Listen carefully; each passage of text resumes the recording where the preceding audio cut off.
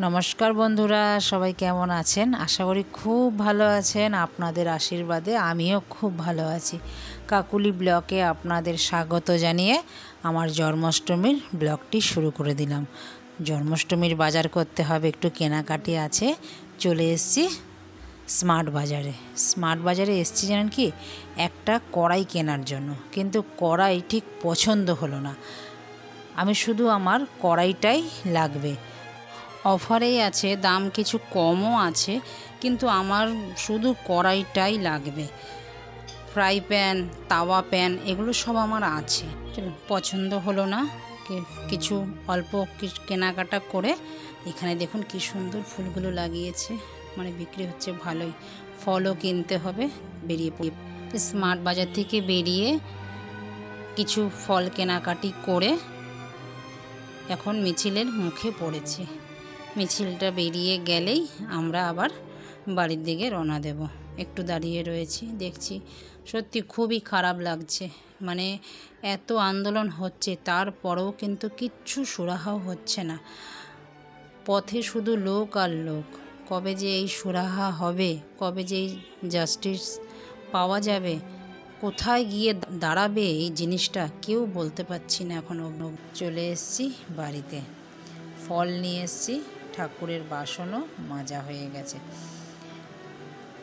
বাজারে গিয়েছিলাম জন্মাষ্টমীর জন্য, দাদা আবার বাজারে গেছে কিছু জিনিস আনার জন্য। এই ফাঁকে আমার ঘরটাও চলুন গুছিয়ে নিই।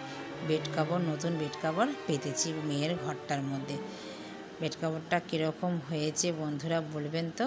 এই বেড কাভারটা দিয়েছে আমার বড় বোনজি, অনেক দিনই দিয়েছে, পাতা হয়নি। আজকে কিন্তু নতুন বেড কাভারটা পেতে নিলাম।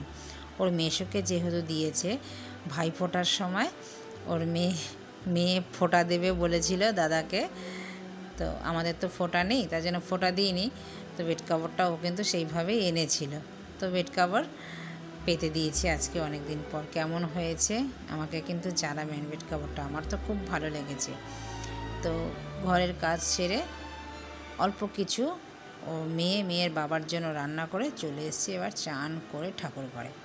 আগে ঠাকুর পুজো দিয়ে নিলাম, দিয়ে এবার মালপা যে বানাবো তার জন্য ব্যাটার তৈরি করে রেখে দিলাম।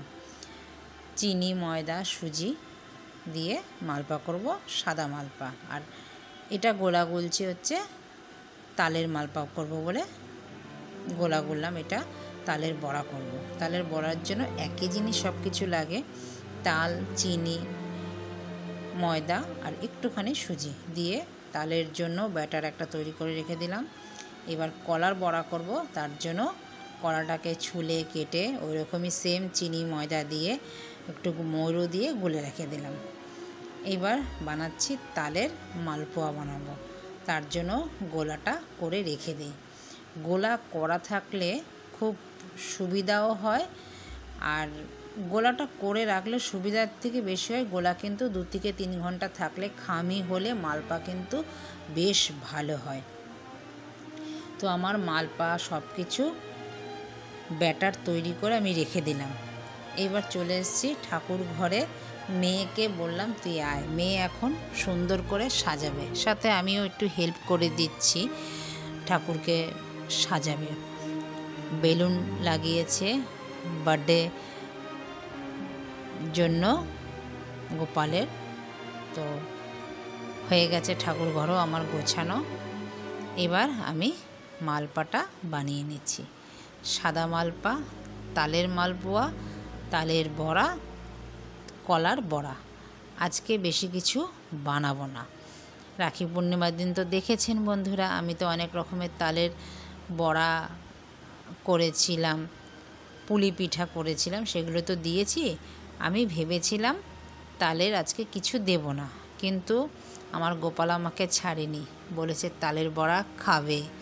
তো তার জন্যই তালের বড়া, তালের মালপোয়া, তালের একটু চষি পায়েস করে দেব। তো আমার কিন্তু মালপা এক পাশ দিয়ে আর এক পাশ ভেজে আর এক পাশ তুলে এইভাবে মালপা আমি ভেজে নিলাম। আমরা তো এইভাবেই ভাজি মালপোয়া, এরকম চাপা দিয়ে দিয়ে ভেজে নিই। আর আমার মালপোয়ার মধ্যে বেশ সুন্দর দেখলাম কেরি উঠেছে। কেরি আলা মানে কেরিকাটা মালপা কিন্তু খুব ভালো হয়, খেতেও কিন্তু ভালো হয়। তার মানে গোলাটা ভালো গুললে কেরি কেরি হবেই। তো তালের মালপাটাও একইভাবে ভেজে নিচ্ছি। এই মালপা দিয়ে বন্ধুরা কে কে খান জানি না, আমি কিন্তু খাই। মালপা দিয়ে লাবড়া তরকারি আমাদের বাঙালরা ঘোষেদের মধ্যে এই কিন্তু মালপা দিয়ে পাঁচ তরকারি দিয়ে খায় এটা সবাই। তো মাকেও দেখেছি খেতে, আমরাও কিন্তু খাই। কালকে আবার জন্মাষ্টমীর ভোগ দেব।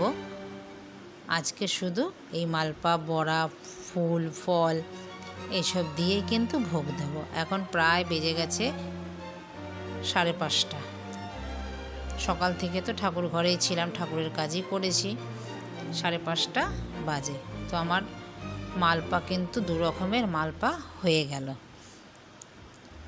এবার আমি তালের বড়ার জন্য একটু তেল দিয়ে নেব। তালের বড়া ডুবো তেলে ভাজলে পরে খুব ভালো ভাজা হয়। দিয়ে দিলাম একটু তেল, গরম হয়ে গেল। এবার দিয়ে দিচ্ছি তালের বড়াগুলো সাজিয়ে। তালের বড়া নামিয়ে তারপরে এবার বানাবো কলার বড়া। কলার বড়া, তালের বড়া একই মতন, খালি তাল দিতে হয়, এটার মধ্যে কলা দিতে হয়। আমরা সুজি ময়দা দিয়েই, চিনি দিয়েই বানাই। এইভাবেই কিন্তু আমরা বানাই তালের বড়া আর কলার বড়া। বন্ধুরা, আপনারা কিভাবে বানান সেটাও কিন্তু আমাকে কমেন্ট করবেন। আমি মার থেকেই এগুলো শিখেছি, মা বানাতে দেখেছি, তা থেকেই কিন্তু দেখেই শিখেছি। হাতে ধরে কোনোদিন আমি কাজ শিখিনি, মা বানাতো দেখতাম, তা থেকেই আমার শেখা। আর ছোটোবেলা থেকে পুজো করতে আমি খুবই ভালোবাসতাম। আর পুজোর যখনই যেই পুজো হতো সেই পুজো কিন্তু আমি সব সময় পাশে থেকে মায়ের আমি পুজো করতাম।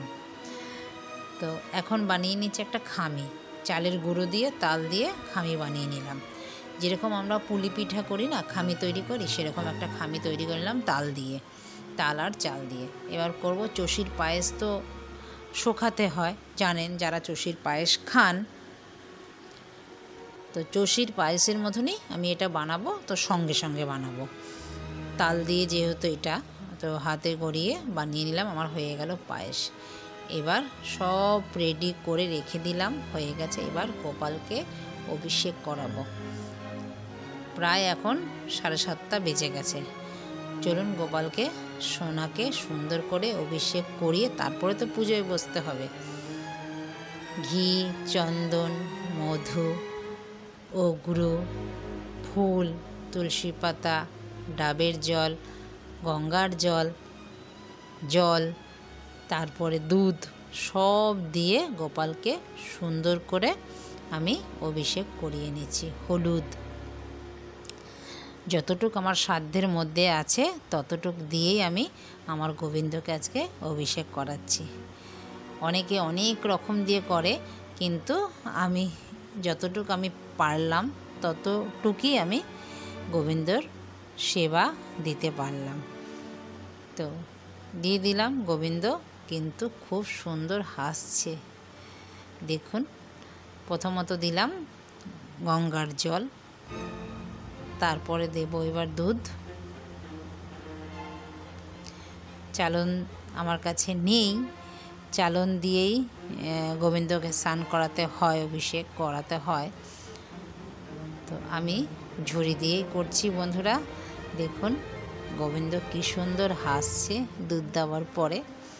দুধ দিয়ে চান করিয়ে আবার জল দিয়ে চান করাবো ভালো করে, সুন্দর করে। গোপাল সোনাকে চলুন মুছে নিই। এবার দুব্ব তুলসী দিয়ে আরতি করে গোবিন্দকে এবার তুলব চানের গামলা থেকে। গোবিন্দ মানে উঠতে চাইছে না, দেখুন কি হাসি, মুখ যেন ভরে হাসি দিচ্ছে গোবিন্দ।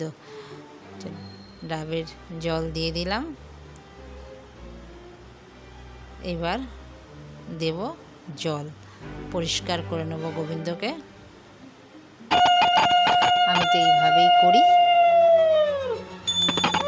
এইভাবেই দেখে এসেছি মাকে, আর এইভাবেই আমি গোবিন্দ অঙ্গরাজ করব। এখন চলুন তুলে নিই। তুলে নিয়ে গোপাল সোনাকে ভালো করে মুছে তারপরে এবার অঙ্গরাজ করাচ্ছি। অঙ্গরাজও আমার হয়ে গেছে। গোবিন্দর ড্রেসটা কেমন হয়েছে বন্ধুরা আমাকে জানাবেন না। কমলার মধ্যে ভেলভেটের ঘাগরা পেয়েছি আজকে, খুব সুন্দর লাগছে। আমার তো খুব ভালো লাগছে, আপনাদের কেমন লাগছে সেই কমেন্ট কিন্তু আমাকে করতে ভুলবেন না। দেখুন আমার গোবিন্দ অপরূপ সেজেছে, সেজে রত্ন সিংহাসনে বসে আছে, হাসি মুখ নিয়ে এক গাল। তো দুপুরবেলা সাজিয়েছিলাম, বললাম না, এই যে দেখুন কি সুন্দর সাজিয়েছি। এটা কিছুতেই ম্যানেজ করা গেলই না। ওপরের দিকে ছাদের দিকে যেটা দেব কিছুতেই দিতে পারলাম না। তারপর লাস্টে একটা জায়গায় বেঁধে দিলাম, কিছু করার নেই। সব চারিদিকে কয়েকটা বেলুন ঝুলিয়ে দিয়েছে আমার মেয়ে। তো হয়ে গেছে। এবার চলুন, গোবিন্দর অনেকটা খিদে পেয়ে গেছে, গোবিন্দর জন্য ভোগটা বেড়ে নিই। গোবিন্দর জন্য ভোগ বেড়ে গোবিন্দকে দিয়ে দিলাম সেবা নেওয়ার জন্য। গোবিন্দ এবার সেবা নিতে থাকুক। আমিও ধূপ দীপ ধূপকাঠি সব জ্বালিয়ে পুজো দিয়ে নিচ্ছি। এখন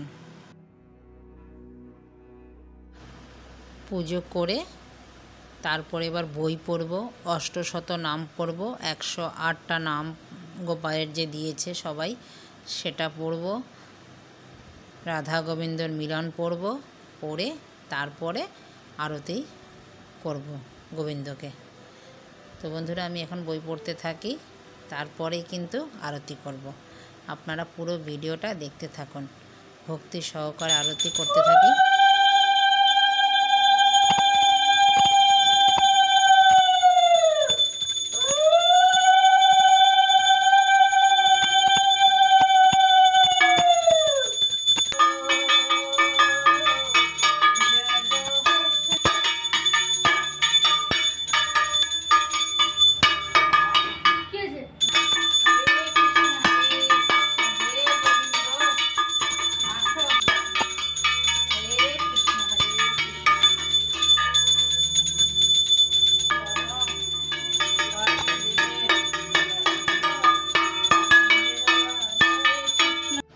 আরতি আমার সম্পূর্ণ হলো। গোবিন্দর কাছে চেয়ে নিলাম আমার বন্ধুরা যে যেখানে আছেন সবাই যেন ভালো থাকেন। তো বন্ধুরা আপনাদের কেমন লাগলো আমার পুজো? ভালো লাগলে লাইক কমেন্ট শেয়ার করে দেবেন। ভিডিওটা যদি ভালো লেগে থাকে চ্যানেলটিকে সাবস্ক্রাইব করে রাখবেন, পাশে থাকা বেল আইকনটি প্রেস করে রাখবেন। আমি যখন এরকম ভিডিও আপলোড দেব সববার আগে আপনাদের নোটিফিকেশন পৌঁছে যাবে। তো সবাই ভালো থাকবেন, সুস্থ থাকবেন। শিগগিরই নতুন একটি ব্লগে দেখা হচ্ছে। আর কোথাও যদি ভালো লেগে থাকে লাইক কমেন্ট শেয়ার করে দেবেন। নমস্কার, টাটা।